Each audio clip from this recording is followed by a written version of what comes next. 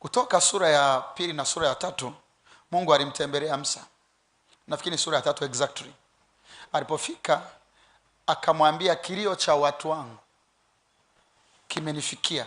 Yaani taifa zima limekaa utumwani, linaishi maisha ambayo sio Mungu aliyokusudia. Ni kweli kabisa, mwanzoni walikwenda utumwani Misri kwa unabii, kwa kinywa cha Bwana. Ila Bwana alisema watakaa miaka 400. Kwenye Mwanzo sura ya 15 Mungu anaongea na Ibrahim ya kwamba watakaa utumwani miaka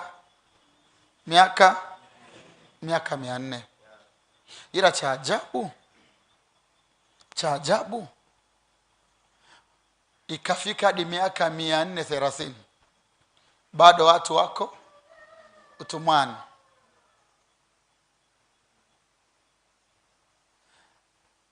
Watu wakaanza kulia. Kila ukiona watu wanalia ni ushahidi muda umeisha. Ukiona watu wanalia ujue muda wa uonevu umeisha. Ukiona watu wanalalamikia kodi, watu wanalalamikia sijui rasilimali, sio wanalalamikia sijui nini, unaelewa Ukiona watu wanalalamika, wewe unajua kabisa malalamiko ya watu ni ishara ya kwamba mbinguni haitakiwi kuwa hivyo. Kuna namna wanadamu wamesukwa, wana moyo wa kunasa mawimbi ya rohoni. Yaani unaweza ukawakalia miaka na miaka ukawaambia nchi ni maskini, haina kitu, ni asini ya ngapi kutoka mwishoni, watakuelewa. Alafu utafika msimu fulani, kelele zitaanza. Watu wataanza kuoji rasilimali dhidi ya performance. Wanasema tuna maziwa, tunaweza kufanya kilimo zaidi ya kutegemea mvua. Utaanza kuwasikia wanasema tuna mbuga, zikisimamiwa vizuri zinaweza zikafanya kitu.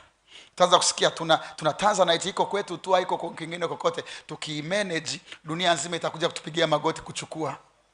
Utaanza kuwasikia tuna gesi iko Mtwara, inaweza ikasupply kila nyumba kama vile tulivyofunga maji. Watu wataanza kusema, usifikiri wananongwa, usifikiri wana ugomvi na mtu. Ni majira rohoni yameshaongea kwamba haitakiwi kuwa hivi. Alafu wao wanakamata yale majira kama mawazo. Sio kama unanielewa. Alafu wale wenye ujasiri wanaanza kusema sasa. Wanasema. Unaweza ukasema wananongwa, wapinzani hawa, watu gani hawa? Yule ukweli sio upinzani wala sio lolote, ni majira yamefika. Nakwambia, ukiona watu wanalalamika, usiharakishe sana kusema nao hawana shukrani. Wewe kaangalie vizuri. Rohoni tayari muda wa utumwa unakuwa umeisha. Na mimi niko hapa kuambia mwaka huu ni kilele cha mwisho wa utumwa. Amen. Tanzania, zile biashara za hali mbaya wakati na kila kitu zinaishia mwaka huu. Huu ni mwaka wa mwisho wa nchi hii. Kuhangaika